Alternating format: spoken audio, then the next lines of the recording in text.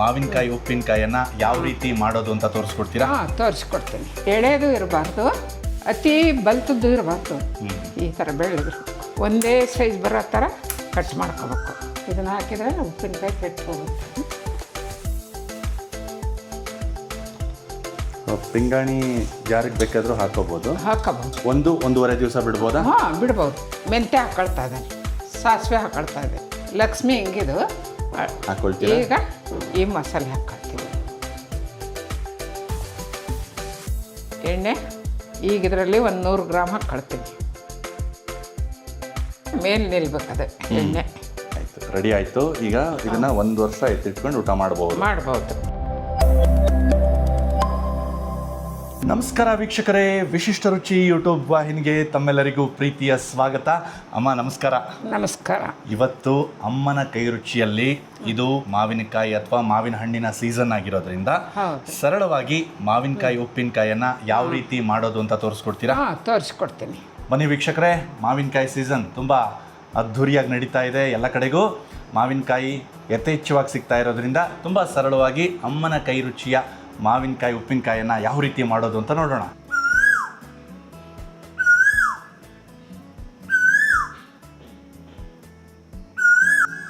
ಮಾವಿನಕಾಯಿ ಉಪ್ಪಿನಕಾಯಿ ಮಾಡಲು ಮಾವಿನಕಾಯಿ ಆಯ್ಕೆ ಹೇಗಿರಬೇಕು ಮತ್ತು ಯಾವ ಥರ ಕಟ್ ಮಾಡಬೇಕು ಅನ್ನೋದನ್ನ ನಾನು ಇವಾಗ ತೋರಿಸ್ಕೊಡ್ತೀನಿ. ಈಗ ಮಾವಿನಕಾಯಿ ಅತಿ ಎಳೆದು ಇರಬಾರ್ದು, ಅತಿ ಬಲ್ತದ್ದು ಇರಬಾರ್ದು. ಅತಿ ಬಲ್ತಿದ್ರೆ ಅದು ಹಣ್ಣಿಗೆ ಬಂದಿರುತ್ತೆ, ಹಂಗಾಗಿ ಉಪ್ಪಿನಕಾಯಿ ತಡೆಯಲ್ಲ. ಮಧ್ಯ ಹಂತದಲ್ಲಿರಬೇಕು. ಮಧ್ಯ ಹಂತದಲ್ಲಿರಬೇಕು. ಅತಿ ಎಳೆದು ಇರಬಾರ್ದು, ಅತಿ ಬಲ್ತದ್ದು ಇರಬಾರ್ದು. ಈ ಥರದ ಮಾವಿನಕಾಯಿ ಆಯ್ಕೆ ಮಾಡ್ಕೋಬೇಕು. ಈಗ ಈ ಮಾವಿನಕಾಯಿನ ಯಾವ ಥರ ಕಟ್ ಮಾಡೋದು ಏನು ಅಂತ ತೋರಿಸ್ಕೊಡ್ತೀನಿ. ಈ ಥರ ಇರಬೇಕು. ಇದಕ್ಕಿಂತ ಹೆಚ್ಚಿಗೆ ಆದರೆ ಅದು ಹಣ್ಣಿಗೆ ಬಂದುಬಿಡುತ್ತೆ. ಅದು ನಾನು ಈ ಮಾವಿನಕಾಯಿನ ರಾತ್ರಿಯೇ ತೊಳೆದಿಟ್ಟಿದ್ದೀನಿ. ತೊಳೆದು ಸ್ವಲ್ಪ ನೀರು ಹಾರಕ್ಬಿಟ್ಟಿದ್ದೆ. ಆದರೂ ಕೂಡ ಇನ್ನೊಂದು ಸರಿ ನಾನು ಈ ಥರ ಒರೆಸ್ಕೊಳ್ತೀನಿ. ಯಾವ ಥರನೂ ಧೂಳು ಇದು ಏನೂ ಇರಬಾರ್ದು, ನೀರಿನ ಅಂಶ ಇರಬಾರ್ದು. ಆ ಥರ ಇದ್ದರೆ ಉಪ್ಪಿನಕಾಯಿ 1 ವರ್ಷದವರೆಗೂ ಏನೂ ಆಗಲ್ಲ. ಈ ಥರ ನೀವು ತೊಳೆದಿದ್ರು ಕೂಡ ಹೌದು, ಇಲ್ಲಿ ನೋಡಿದಾಗ ನಾವು ಬೆಳ್ಳಗೈತೆ ನೋಡಿ. ಬೆಳ್ಳಗೆ ಅದೆಲ್ಲ ಈ ಥರ ಒರೆಸಿದ್ರೆ ಹೋಗ್ಬಿಡುತ್ತೆ. ಅದು ಈ ಥರ ಒರೆಸಿದ್ರೆ ಹೆಂಗೆ ನಾವು ನೀರಿನಲ್ಲಿ ತೊಳೆದ್ರೂ ಅದು ಮಾವಿನಕಾಯಿ ಗುಣನೇ ಹಂಗೆ. ಒರೆಸಿದಾಗ ನೋಡ್ರಿ ಎಷ್ಟು ಚೆನ್ನಾಗಿ ಹೊಳಿತಾ ಇದಾವೆ. ಹೌದು ಹೌದು, ಮಾವಿನಕಾಯಿಗಳು. ಹೌದು ಹೌದು. ಇವುಗಳ ಬಣ್ಣನ ನೋಡ್ಕೊಂಡಾಗ ಪೂರ್ತಿ ಹಸಿರಾಗಿರ್ಬೇಕಲ್ಲಮ್ಮ? ಹೌದು, ಪೂರ್ತಿ ಹಸಿರಾಗಿರ್ಬೇಕು. ಇದು ಎಲ್ಲಿ ಕೂಡ ಒಂಚೂರು ಕೆಂಪು ಇದು ಏನೂ ಇಲ್ಲ, ಫುಲ್ ಗ್ರೀನ್ ಆಗಿದೆ. ಎಲ್ಲಿ ನೋಡಿದ್ರು ಗ್ರೀನೇ ಇದೆ. ಈ ಥರನೇ ಇರಬೇಕು. ಸ್ವಲ್ಪ ಎಲ್ಲರ ಹಳದಿ ಆಗೈತೆ ಅಂದ್ರೆ ಅದು ಒಳಗಡೆಗೆ ಅಲ್ಲಿ ಹಣ್ಣಿಗೆ ಬಂದಿದೆ ಅಂತ ಆ ಥರದ ಕಾಯಿಗಳನ್ನು ಬಿಟ್ಬಿಡ್ಬೇಕು. ಈ ಥರ ಹಚ್ಚ ಹಸಿರು ಇರಬೇಕು. ಓಕೆ, ಹಚ್ಚ ಹಸಿರು ಇರೋದೇ ತಗೋಬೇಕು. ಹಚ್ಚ ಹಸಿರಾಗಿದ್ರೆ ಸೂಕ್ತವಾಗಿದೆ ಈ ಕಾಯಿ ಉಪ್ಪಿನಕಾಯಿ ಮಾಡೋದಕ್ಕೆ ಅಂತ. ಹೌದು, ಚೆನ್ನಾಗಿ ಒರೆಸ್ಕೊಳ್ಳೋದು. ಆಮೇಲೆ ಇದನ್ನ ಹೆಚ್ಚಿ ನೋಡಿದಾಗ ಸ್ವಲ್ಪ ಹುಳಿ ಇರಬೇಕು ಇದು ಉಪ್ಪಿನಕಾಯಿಗೆ. ಓಕೆ, ಸಿಹಿ ಇರಬಾರ್ದು, ಹುಳಿ ಇರಬೇಕು. ಓಕೆ, ಈಗೆಲ್ಲವೂ ಒರೆಸಿಟ್ಕೊಂಡಿದ್ದೀನಿ. ಈಗ ನಾನು ಹೆಚ್ಚಿ ಯಾವ ಥರ ಹೋಳು ಮಾಡ್ಕೊಳ್ಳೋಣ ಅನ್ನೋದು ತೋರಿಸ್ಕೊಡ್ತೀನಿ. ನೀವಿಲ್ಲಿ ಒಂದು 7-8 ಕಾಯಿ ತೊಗೊಂಡಿದ್ದೀರಾ? 8 ಕಾಯಿ ತಗೊಂಡಿದ್ದೀನಿ. ಅಂದರೆ ಇದು ಕೆಜಿ ಲೆಕ್ಕದಲ್ಲಾದ್ರೆ ಅಂದಾಜು ಎಷ್ಟಿರ್ಬೋದಮ್ಮ? ಇದು 2 kg ಇರ್ಬೋದು. 1.5 kg-ಯಿಂದ 2 kg. ಯಾಕೆಂತಂದ್ರೆ ಇದಕ್ಕೆ ಹಾಕುವಂತಹ ಮಸಾಲೆ ಅದಕ್ಕೆ ಅನುಗುಣವಾಗಿರುತ್ತೆ ಅಂತ ನಮ್ಮ ಪ್ರೇಕ್ಷಕರಿಗೆ ಹೇಳೋದಕ್ಕೆ ಹೇಳಿದೆ ಅಷ್ಟೇ. 1.5 kg-ಯಿಂದ 2 kg ಇದೆ ಇದು. ಎಷ್ಟು ಕೆಜಿನಾರ ಇರಲಿ, ನಾವು ಒಂದು ಬೌಲ್ನಿಂದ ಆ ಹೋಳುಗಳನ್ನ ಇಂಥ ಬೌಲ್ನಿಂದ ಅಳತೆ ಮಾಡ್ತೀರಾ? ಹೌದು, ಕಟ್ ಮಾಡಿದ್ಮೇಲೆ. ಹೌದು, ಕಟ್ ಮಾಡಿ ಅವಾಗ ಲೆಕ್ಕ ಸಿಗುತ್ತೆ. ಅದು ಅವಾಗ ಲೆಕ್ಕ ಸಿಗುತ್ತೆ. ಓಕೆ, ಯಾಕಂದ್ರೆ ಒಂದು ಕಾಯಿ ಸಣ್ಣದಿರುತ್ತೆ, ಒಂದು ಕಾಯಿ ದೊಡ್ಡದಿರುತ್ತೆ. ಆಮೇಲೆ ಒಂದೇ ಅಳತಿ ಪೀಸ್ ಮಾಡ್ಕೊಂಡಿದ್ರೆ ಇದರಿಂದ ಅಳತಿ ಮಾಡಿ ಆ ಅಳತಿದ್ದಾನೆ ಉಪ್ಪು ಖಾರ ಮಸಾಲೆ ಎಲ್ಲ ಹಾಕೋದು. ಓಕೆ, ಯಾವ ರೀತಿ ಕಟ್ ಮಾಡ್ಕೊಳ್ಳೋದೀಗ? ಈಗ ತೋರಿಸ್ತೀನಿ. ಮೊದಲಿಗೆ ಇದು ತುಂಬಿನ ಭಾಗ, ಸೊನೆ ಬಗ್ಗೆನೂ ನಾವು ಜಾಗೃತಿ ವಹಿಸ್ಬೇಕಲ್ಲಮ್ಮ. ಅದರದೇನು ತುಂಬಿಂದ ರಸ ಅದೆಲ್ಲ ತೊಳೆದಾಗ ಹೋಗಿದೆ ಅಲ್ಲ? ಹೋಗಿದೆ. ಆದರೂ ಕೂಡ ಇಷ್ಟು ತೆಗಿಲೇಬೇಕು ಇದನ್ನು. ಇದು ಏನಾದರೂ ಇದು ಇರುತ್ತೆ, ಹೇಳಕ್ಕೆ ಬರಲ್ಲ, ಅಲ್ಲಿ ಏನಾದರೂ ಕುಂತಿರುತ್ತೆ ಇದು. ಅದಕ್ಕೆ ಅದನ್ನು ತೆಗೆದ್ಬಿಡ್ಬೇಕು. ಹೌದು ಹೌದು, ಅದನ್ನು ತಗೊಳ್ಳೇಬಾರ್ದು. ಏನು ಎಷ್ಟು ಬೆಳ್ಳಗಿದೆ, ಕಾಯಿ ಈ ಥರ ಬೆಳ್ಳಗಿರ್ಬೇಕು. ಓಕೆ. ಇವಾಗ ನಾವು ಕಟ್ ಮಾಡ್ಕೊಳ್ಳೋಣ. ಅಂದರೆ ಕಸಗಾಯಿ ಅಂತಾರೆ ಆ ಥರನೂ ಇರಬಾರ್ದು, ಹೌದು, ಹಣ್ಣಾಗೋ ಬೀಜ ಇರಬಾರ್ದು, ಹೌದು ಹೌದು, ಬಲ್ತಿರ್ಲೂಬಾರ್ದು, ಜಾಸ್ತಿ ಬಲ್ತಿರ್ಲಬಾರ್ದು. ಇದು ಇನ್ನು 8-10 ದಿವಸಕ್ಕೆ ಹಣ್ಣಿಗೆ ಬರುತ್ತದೆ. ನೀವು ಇಲ್ಲಿ ಮಾಡ್ತಿರೋದು ಇನ್ಸ್ಟೆಂಟ್ ಉಪ್ಪಿನಕಾಯಿ ಅಲ್ವಾ? ಹೌದು. ಎಷ್ಟು ದಿನಗಳಲ್ಲಿ ನಮಗೆ ಸಿಗುತ್ತೆ ತಿನ್ನೋದಕ್ಕೆ ಇದು? ಇದು ಒಂದು 8 ದಿವಸದಲ್ಲೇ ತಿನ್ಬೋದು. ಓಹೋ. 8 ದಿವಸದಲ್ಲಿ ತಿನ್ಬೋದು. ಇದು ವರ್ಷಗಂಟ್ಲೆ ಇಟ್ಟರು ಏನೂ ಆಗಲ್ಲ, ಏನೂ ಆಗಲ್ಲ. 1 ವರ್ಷ ಇಟ್ಟರು. ಜಾಸ್ತಿ ಕಾಯ್ಬೇಕಪ್ಪ ಅನ್ನೋ ಹಾಗಿಲ್ಲ ಇದು? ಇಲ್ಲ, ಅಲ್ಲ 4 ದಿವಸಕ್ಕೆ ತಿನ್ಬೇಕು. ಅದು ಹೀಗೆ ಕಲಸಿದ ತಕ್ಷಣನೂ ತಿನ್ಬೋದು ಇದು. ಓಕೆ. ಟೇಸ್ಟ್ ನೋಡೋಕ್ಕೆ ಈ ಥರ ಆಯ್ಕೆ ಇರಬೇಕು. ಓಕೆ. ಮಾವಿನಕಾಯ್ದು ಈ ಥರ ಬೆಳ್ಳಗಿರ್ಬೇಕು. ಸ್ವಲ್ಪ ಕೆಂಪಾಗಿದ್ರೂ ಉಪ್ಪಿನಕಾಯಿ ತಡೆಯಲ್ಲ. ಓಕೆ. ಆ ಥರದ್ದಿದ್ರೆ ಆ ಥರದ ಕಾಯಿಗಳನ್ನ ಬಿಟ್ಬಿಡ್ಬೇಕು. ಹೌದು, ಬಿಟ್ಬಿಡ್ಬೇಕು. ಮಾವಿನ ಹೊಟ್ಟೆ ಒಂದು ಬಿಟ್ಟು ಹೌದು, ಬೇರೆಲ್ಲ ಭಾಗನೂ ನೀಟಾಗಿ ಕಟ್ ಮಾಡ್ಕೊಂಡು.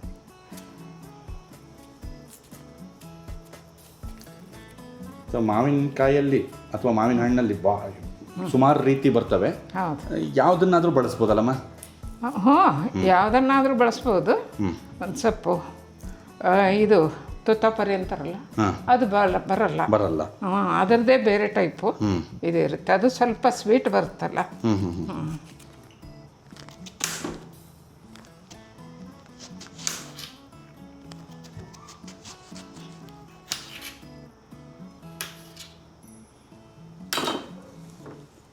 ಇದೇ ಥರ ಎಲ್ಲ ಮಾವಿನಕಾಯಿನೂ ಒಂದೇ ಸೈಜ್ ಇರೋಂಗೆ ಕಟ್ ಮಾಡ್ಕೋಬೇಕು. ಇದನ್ನ ಒಂದು ಪಾತ್ರೆಗೆ ಹಾಕೊಳ್ಳೋಣ. ಈ ಪಾತ್ರೆ ಏನಿದೆಯಲ್ಲ ಇದು ಡ್ರೈ ಇರಬೇಕು. ಹೌದು, ಡ್ರೈ ಇರಬೇಕು. ಯಾವ ಕಾರಣಕ್ಕೂ ಒಂದು ಡ್ರಾಪು ನೀರು, ತೇವಾಂಶ, ಹೌದು, ಎಲ್ಲ ಒರೆಸಿಟ್ಕೊಂಡಿದ್ದೀವಿ. ಇಲ್ಲಾಂದ್ರೆ ಉಪ್ಪಿನಕಾಯಿ ಕೆಟ್ಟು ಹೋಗುತ್ತೆ. ಒಂದೇ ಸೈಜ್ ಬರೋ ಥರ ಕಟ್ ಮಾಡ್ಕೋಬೇಕು ನೀಟಾಗಿ. ತಗೊಂಡು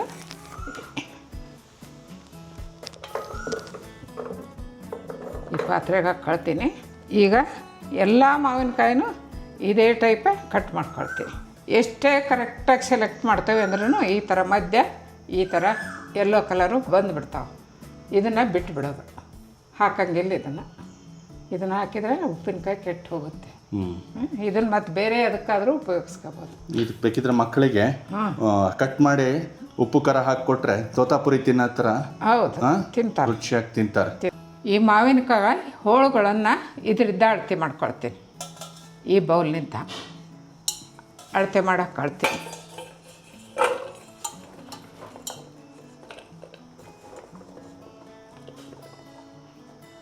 ಇದು ಒಂದು ಬೌಲು.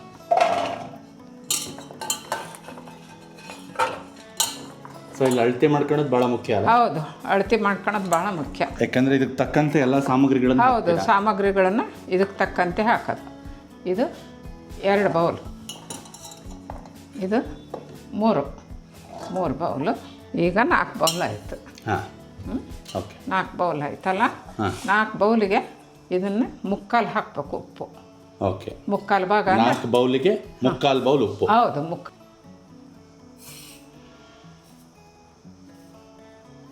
ಸೊ ಅದಕ್ಕೂ ಜಾಸ್ತಿ ಹಾಕಂಗಿಲ್ವಾ? ಹೌದು, ಉಪ್ಪು ಜಾಸ್ತಿ ಆಗುತ್ತೆ ಅದು. ಇದೆ ಇಷ್ಟು. ಓಕೆ, ಮುಕ್ಕಾಲು ಭಾಗ ಇದೆ. ಈಗ ಇದನ್ನು ಹಾಕಿ ಕಲಿಸ್ತೀನಿ. ಇದಕ್ಕೆ ಇದನ್ನು ಸ್ವಲ್ಪ ಉಳಿಸ್ಕೊತೀನಿ ಮೇಲೆ ಹಾಕಕ್ಕೆ. ಸ್ವಲ್ಪ ಉಳಿಸ್ಕೊಂತೀರ? ಹೌದು, ಸ್ವಲ್ಪ ಉಳಿಸ್ಕೊಂತೀನಿ. ಈ ಥರ ಚೆನ್ನಾಗಿ ಕಾಯಿಡಿಸ್ಬೇಕು. ಎಷ್ಟು ಚೆನ್ನಾಗಿ ಬೆಳ್ಳಗೆ ಎಷ್ಟು ಚೆನ್ನಾಗಿ ಕಾಣಿಸ್ತಾ ಇದ್ದಾವೆ. ಹೌದು. ಈಗ ನಾನು ಮುಕ್ಕಾಲು ಬೌಲು ಉಪ್ಪು ಹಾಕಿದ್ದೀನಿ ಇದಕ್ಕೆ. ಅದರಲ್ಲೇ ಸ್ವಲ್ಪ ಉಳಿಸ್ಕೊಂಡಿದ್ನಲ್ಲ ಅದನ್ನು ತಳಕ್ಕೆ ಸ್ವಲ್ಪ ಉಪ್ಪು ಹಾಕ್ತಾಯಿದ್ದೀನಿ. ತಳಕ್ಕೆ ಇದಕ್ಕೆ ಹೋಳೆಲ್ಲ ತುಂಬಿಸ್ತೀನಿ.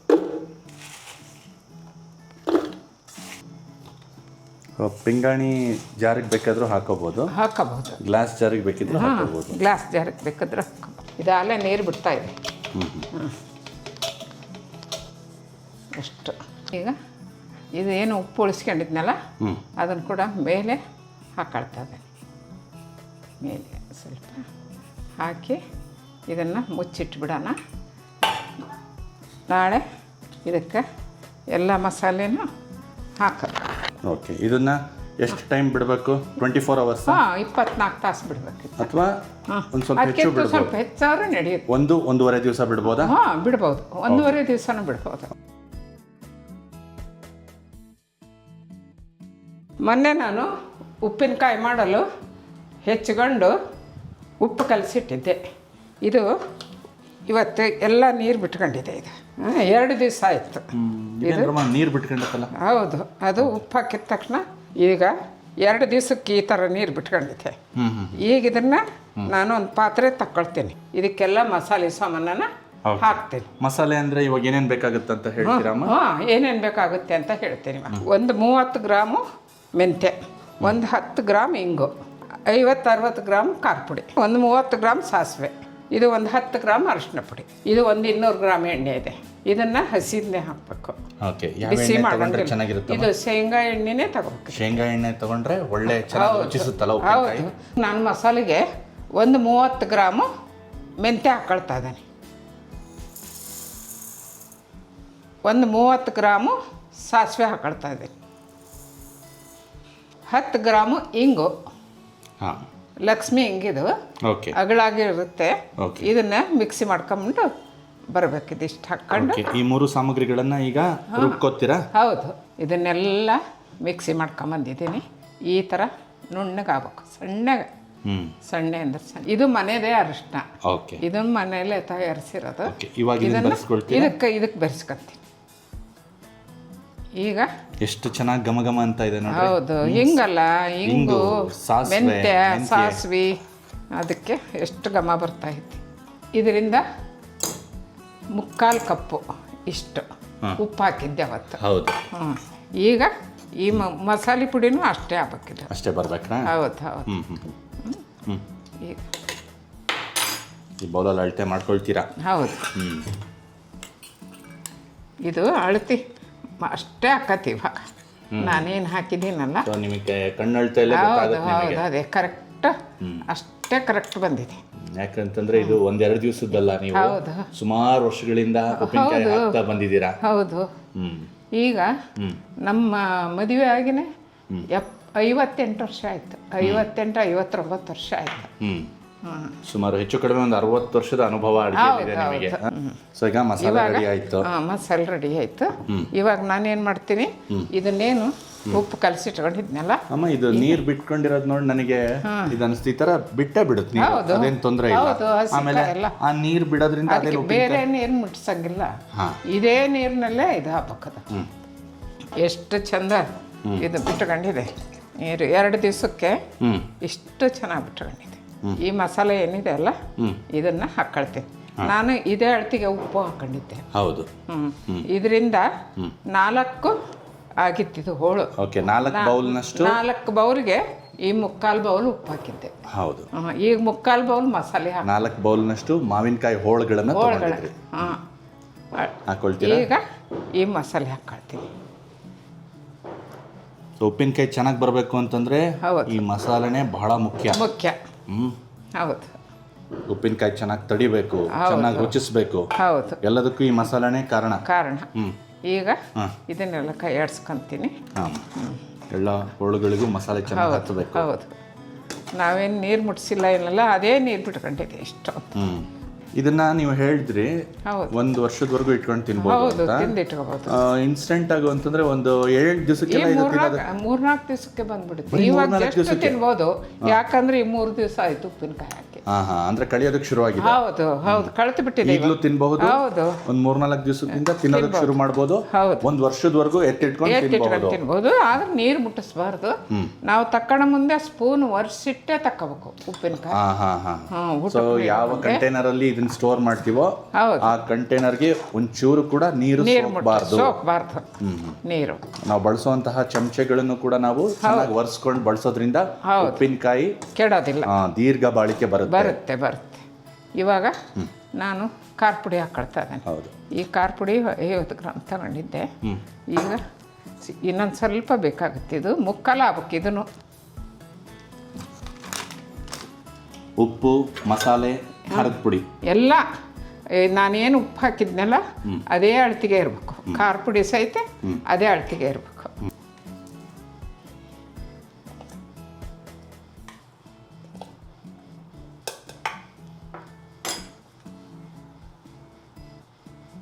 ಈಗ ನಾನು ಎಲ್ಲ ಕೊಡಿಸ್ಕೊಳ್ತೀನಿ. ಚೆನ್ನಾಗಿ ಕಲಿಸ್ಕೊಳ್ತೀರ ಹೌದು, ಮಿಕ್ಸ್ ಮಾಡ್ಕೋಬೇಕು. ಉಪ್ಪಿನಕಾಯಿ ಚೆನ್ನಾಗಿ ರುಚಿ ಬರಬೇಕು ಅಂತಂದ್ರೆ ಈ ಶೇಂಗಾ ಎಣ್ಣೆನ ಬಳಸೋದು. ಹೌದು, ಕಡಲೆಕಾಯಿ ಎಣ್ಣೆನೇ ಬಳಸ್ಬೇಕು. ಎಣ್ಣೆ ಈಗ ಇದರಲ್ಲಿ 100 ಗ್ರಾಮ್ ಹಾಕ್ಕೊಳ್ತೀನಿ. ಹೌದ್ರಾ? ಆಮೇಲೆ ಇದನ್ನು ಬಾಟ್ಲಿಗೆ ತುಂಬಿದ ಮೇಲೆ ಇದನ್ನು ಮತ್ತೆ ಮೇಲೆ ಹಾಕ್ತೀನಿ. ಹೌದ್ರಾ? ಆ ಥರ ಮಾಡೋದ್ರಿಂದ ಏನಾಗುತ್ತೆ? ಆ ಥರ ಮಾಡೋದ್ರಿಂದ ಮೇಲೆ ಎಣ್ಣೆ ನಿಲ್ಬೇಕು ಇದಕ್ಕೆ, ಉಪ್ಪಿನಕಾಯಿಗೆ ಕೆಡಲ್ಲ. ಈಗ ಎಣ್ಣೆ ಹಾಕಿ ಕಲಿಸಿದ್ದೇನೆ. ಸ್ಪಷ್ಟವಾಗಿ ಮಾತಾಡೋದು ಕಷ್ಟ ಆಗ್ತಾ ಇದೆ, ಕಾರಣ ಬಾಯಲ್ಲಿ ನೀರು ಉರ್ತಾ ಇದೆ. ಹೌದು, ಮಾವಿನಕಾಯಿ ಉಪ್ಪು ಖಾರ ಇದ್ಬಿಟ್ರೆ ಹೌದು, ಚಪ್ಪರ್ಸ್ಕೊಂಡು ತಿನ್ಬೋದು. ಅಂಥದ್ರಲ್ಲಿ ನೀವು ಇಷ್ಟೆಲ್ಲ ಮಸಾಲೆಗಳನ್ನ ಹಾಕಿ ರಸವತ್ತಾಗಿ ಮಾಡ್ತಾ ಇದ್ದೀರಾ. ಅದ್ರ ರುಚಿ ಯಾವ ರೀತಿ ಇರುತ್ತೆ ಅಂತ ಅನ್ನೋದನ್ನ ನಾನು ತುಂಬಾ ಕುತೂಹಲದಿಂದ ಕಾಯ್ತಾ ಇದ್ದೀನಿ ರುಚಿ ನೋಡೋದಕ್ಕೆ. ಖಾರದ ಪುಡಿ, ಮಸಾಲೆ ಯಾವುದು ಒಣದಂಗೆ ಮಧ್ಯ ಇರಬಾರ್ದು, ಎಲ್ಲ ಚೆನ್ನಾಗಿ ಬೆರಿ. ಯಾಕಂದ್ರೆ ಅದರದೇ ನೀರು ಬಿಟ್ಟುಬಿಟ್ಟಿದೆ, ಅದಕ್ಕೆ 2-3 ದಿವಸ ಬಿಟ್ಟಿರೋದು. ಉಪ್ಪು ಹಾಕಿ ಬಿಟ್ಬಿಟ್ರೆ ಆಟೋಮೆಟಿಕ್ ಆಗಿ ಅದೇ ನೀರು ಬಿಟ್ಬಿಡುತ್ತೆ. ಅಷ್ಟೇ ನೀರು ಸಾಕು, ಬೇರೆ ನೀರು ಸೋಗ್ಸಂಗೆ ಇಲ್ಲ. ನಾನಿವಾಗ ಎಲ್ಲ ಮಸಾಲೆನ ಮಿಕ್ಸ್ ಮಾಡಿದ್ದೀನಿ. ಇವಾಗ ಡಬ್ಬೆಗೆ ತುಂಬ್ತಾ ಇದ್ದೀನಿ.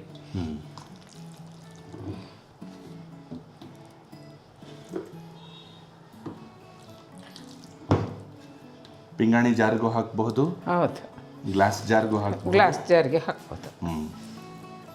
ಸೊ ಯಾವುದೇ ಏರ್ ಟೈಟ್ ಕಂಟೈನರ್ಗೂ ಹಾಕಬಹುದು. ಉಪ್ಪಿನಕಾಯಿನ ಗಾಳಿ ಸೋಕದೇ ಇರೋ ಥರ ನೋಡ್ಕೊಳ್ಳೋದು ತುಂಬ ಮುಖ್ಯ. ಗಾಳಿ, ತೇವಾಂಶ, ನೀರು ಯಾವುದು ಕೂಡ ಇದಕ್ಕೆ ಸೋಕೋ ಹಾಗಿಲ್ಲ. ಇದು 1-1.5 kg ಮಾವಿನಕಾಯಿ ಇದು ಅಷ್ಟೇ.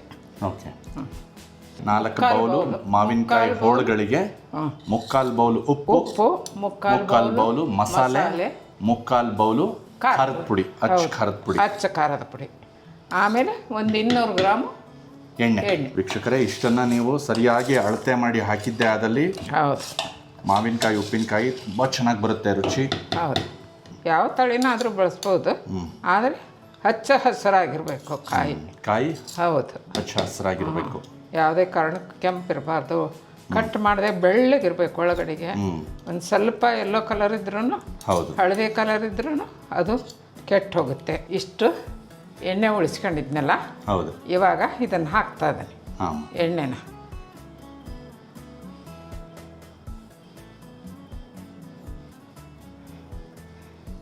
ಈ ಥರ ಮೇಲೆ ನಿಲ್ಬೇಕದು ಎಣ್ಣೆ. ಓಕೆ, ಈ ಥರ ಉಪ್ಪಿನಕಾಯಿ ಮೇಲೆ ಒಂದು ಅರ್ಧ ಇಂಚು ಎಣ್ಣೆ ನಿಲ್ಲಬೇಕು. ಈ ಥರ ಎಣ್ಣೆ ನಿಂತರೆ ಅದು ಉಪ್ಪಿನಕಾಯಿ ಚೆನ್ನಾಗಿ ಕಳಿಯೋದಕ್ಕೆ ಸಹಾಯ ಮಾಡುತ್ತೆ, ಕೆಡಲ್ಲ. ಇದನ್ನು ನೀಟಾಗಿ ಏರ್ ಟೈಟ್ ಬಾಕ್ಸ್ ನೀಟಾಗಿ ಮುಚ್ಚಿಡ್ತಾ ಇದ್ದೀನಿ. ಸೇಫ್ ಜಾಗದಲ್ಲಿ ಇಟ್ಬಿಟ್ರೆ ಆಯಿತು. ಸೊ ಬಿಸಿಲು ಜಾಸ್ತಿ ಬೀಳದೇ ಇರುವಂತಹ ಜಾಗದಲ್ಲಿ, ನೆರಳು ಚೆನ್ನಾಗಿರುವಂತಹ ಜಾಗದಲ್ಲಿ ಇಡಬೇಕು. ಫ್ರಿಜ್ಜಲ್ಲಿ ಇಡಕ್ಕೆ ಹೋಗ್ಬಾರ್ದು. ಹೊರಗಡೆನೇ ಇರಬೇಕು ಇದು, ಫ್ರಿಜ್ಜಲ್ಲಿ ಇಡಂಗೆ ಇಲ್ಲ. ಆಯ್ತು, ರೆಡಿ ಆಯ್ತು. ಈಗ ಇದನ್ನ 1 ವರ್ಷ ಎತ್ತಿಟ್ಕೊಂಡು ಊಟ ಮಾಡಬಹುದು. ರುಚಿ ನೋಡೋದಕ್ಕೂ ಕೂಡ ಇಲ್ಲಿ ಒಂದು ಬೌಲಲ್ಲಿ ಒಂದು ಸ್ವಲ್ಪ ತಕ್ಕೊಂಡಿದ್ದೀನಿ. ಟೇಸ್ಟ್ ನೋಡಿ ಹೇಗಿದೆ ಅಂತಂದು ಹೇಳಪ್ಪ. ಹಾಕ್ಲಮ್ಮ. ನೋಡೋದಕ್ಕೆ ತುಂಬ ಆಕರ್ಷಕವಾಗಿ ಇದು ಕಂಡು ಬರ್ತಾ ಇತ್ತು. ಆಗ್ಲಿಂದ ಅಮ್ಮ ಮಾಡ್ತಾ ಇರುವಂತಹ ಸಂದರ್ಭದಲ್ಲಿ ನನಗೆ ಬಾಯಲ್ಲಿ ನೀರು ಉರ್ತಾ ಇತ್ತು. ಯಾವಾಗ ಇದನ್ನು ನನಗೆ ಕೊಡ್ತಿರೋ, ಯಾವಾಗ ಇದನ್ನು ರುಚಿ ನೋಡ್ಬಿಟ್ಟು ನಮ್ಮ ವೀಕ್ಷಕರಿಗೆ ಹೇಳ್ತೀನೋ ಅಂತ ಕಾಯ್ತಾ ಇದ್ದೆ. ತಡ ಮಾಡೋದು ಬೇಡ, ಬನ್ನಿ ಈಗ ಒಂದೇ ಒಂದು ಪೀಸನ್ನು ತಿಂದ್ಬಿಟ್ಟು ಹೇಳ್ತೀನಿ. ಫಸ್ಟು ಏನು ಮಾಡ್ತೀನಿ ಅಂದರೆ ಒಂಚೂರು ಮಸಾಲೆ ರುಚಿ ನೋಡ್ತೀನಮ್ಮ.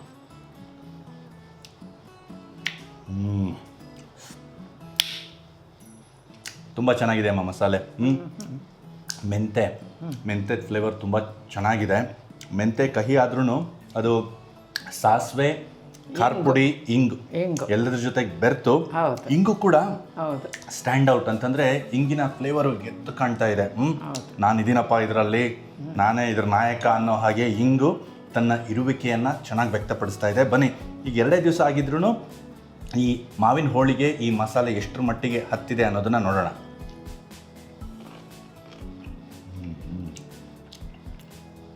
ಆಹಾ,